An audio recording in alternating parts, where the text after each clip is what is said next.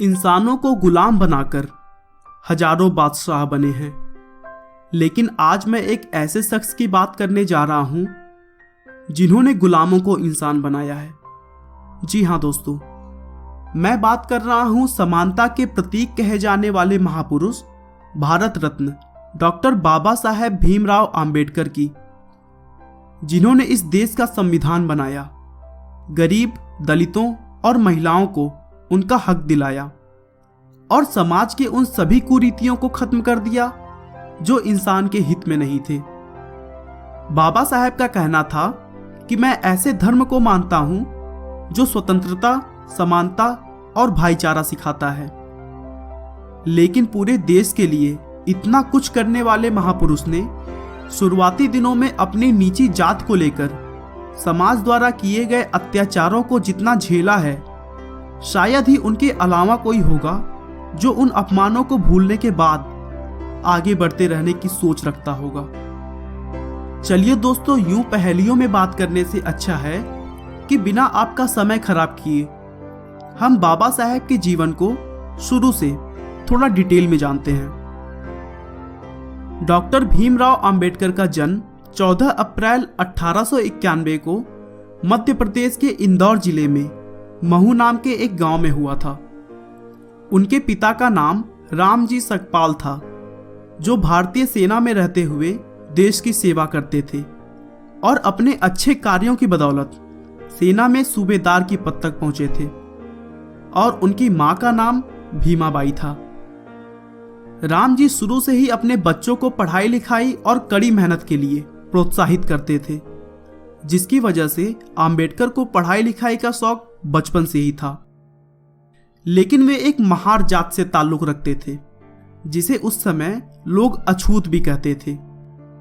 अछूत का मतलब यह था कि अगर इस नीची जात के लोगों द्वारा ऊंची जात के किसी भी वस्तु को छू दिया जाता तो उसे अपवित्र मान लिया जाता था, और ऊंची जात के लोग उन चीजों को उपयोग में लाना पसंद नहीं करते थे। यहां तक कि नीची जात के बच्चे समाज की इस बेहद ही खराब सोच की वजह से पढ़ाई लिखाई के लिए स्कूल भी नहीं जा सकते थे। लेकिन सौभाग्य से सरकार ने सेना में काम कर रहे सभी कर्मचारियों के बच्चों के लिए एक विशेष स्कूल चलाई, और इसी की वजह से अंबेडकर की शुरुआती पढ़ाई पॉसिबल हो सकी। स्कूल के पढ़ाई लिखाई में अच्छे होने के बावजूद अंबेडकर और उनके साथ के सभी नीची जात के बच्चों को क्लास के बाहर या फिर क्लास के कोने में अलग बैठाया जाता था, और वहां के टीचर्स भी उन पर थोड़ा भी ध्यान नहीं देते थे। सारी हदें तो इस बात से पार हो जाती है कि उन्हें पानी पीने के लिए नल तक को छूने की इजाजत नहीं थी। स्कूल का चपरासी आकर दूर से उनके हाथों पर पानी डालता था, और तब जाकर उन्हें पीने के लिए पानी मिलता था, और चपरासी के ना होने पर उन्हें बिना पानी के ही प्यासे रहना पड़ता था। दोस्तों, अब आप खुद ही सोच सकते हैं कि ऐसे समाज में कौन सा बच्चा स्कूल जाना पसंद करेगा, और अगर चला भी गया तो कितने दिनों तक वह वहां रुक पाएगा। 1894 में रामजी सकपाल के रिटायर होने के बाद उनका पूरा परिवार महाराष्ट्र के सतारा नाम की एक जगह पर चला गया। लेकिन सतारा आने के केवल 2 साल के बाद अंबेडकर की मां की मृत्यु हो गई, जिसके बाद उनकी बुआ मीराबाई ने कठिन परिस्थितियों में उनकी देखभाल की। रामजी सकपाल और भीमाबाई के 14 बच्चों में केवल 3 बेटे बलराम, आनंदराव और भीमराव, और 3 बेटियां मंजुला, गंगा और तुलसा इन कठिन हालतों में जीवित बच पाए। और अपने भाइयों और बहनों में केवल भीमराव अंबेडकर ही समाज को अनदेखा करते हुए पढ़ाई में सफल हुए और फिर आगे की पढ़ाई जारी रख सके। 1897 में अंबेडकर ने बंबई के एल्फिंस्टन हाई स्कूल में एडमिशन लिया, और उस स्कूल में छोटी जात के सबसे पहले छात्र बन गए। 1907 में अंबेडकर ने अपने हाई स्कूल की परीक्षा पास की, जिस सफलता से उनके जात के लोगों में एक खुशी की लहर दौड़ गई, क्योंकि उस समय हाई स्कूल पास होना बहुत बड़ी बात थी। और वो भी एक अछूत का पास होना तो आश्चर्यजनक था। इस सफलता के लिए अर्जुन केलुस्कर ने अंबेडकर को अपनी लिखी हुई किताब गौतम बुद्ध की जीवनी पुरस्कार के तौर पर दी। दोस्तों, बता दूं कि श्री केलुस्कर एक मराठा जाति के विद्वान थे।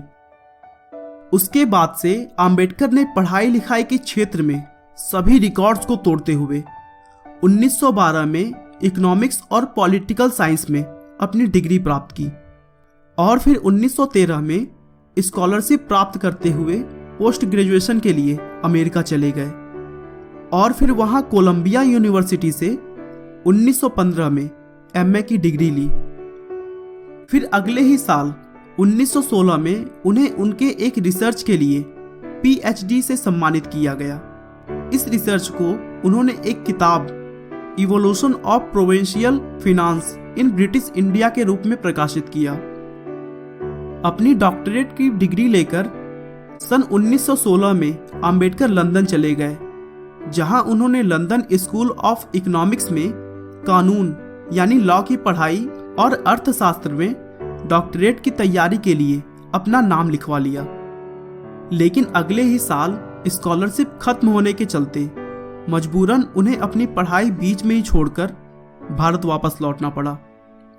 उसके बाद भारत आकर उन्होंने क्लर्क और अकाउंटेंट जैसी कई सारे जॉब की।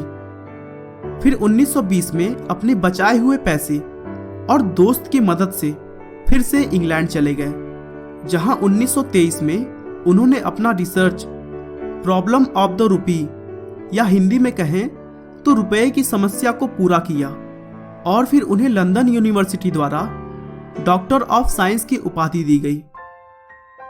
उसके बाद से उन्होंने अपना पूरा जीवन समाज की सेवा में झोंक दिया। वे भारत के स्वतंत्रता के कई सारे अभियानों में शामिल हुए। दलितों की सामाजिक आजादी और भारत को एक स्वतंत्र राष्ट्र बनाने के लिए उन्होंने बहुत सारी किताबें भी लिखी, जो पूरे समाज में बहुत ही प्रभावशाली साबित हुई। 1926 में वो बंबई विधानसभा परिषद के सदस्य बन गए। 13 अक्टूबर 1935 को अंबेडकर को सरकारी लॉ कॉलेज का प्रिंसिपल बनाया गया और इस पोस्ट पर उन्होंने 2 सालों तक काम किया।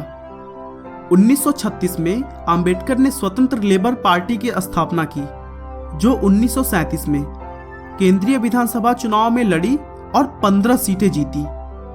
1941 और 1945 के बीच में उन्होंने बहुत सारी विवादित किताबें प्रकाशित की, जिनमें थॉट्स ऑन पाकिस्तान भी शामिल है।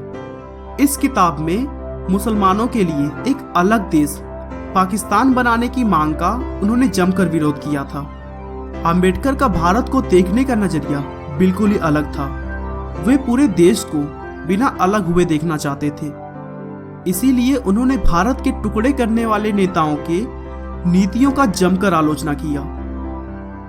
15 अगस्त 1947 में भारत की स्वतंत्रता के बाद अंबेडकर पहले कानून मंत्री बने और बिगड़ती सेहत के बावजूद उन्होंने एक ठोस कानून भारत को दिया और फिर उनका लिखा हुआ संविधान 26 जनवरी 1950 को लागू हुआ।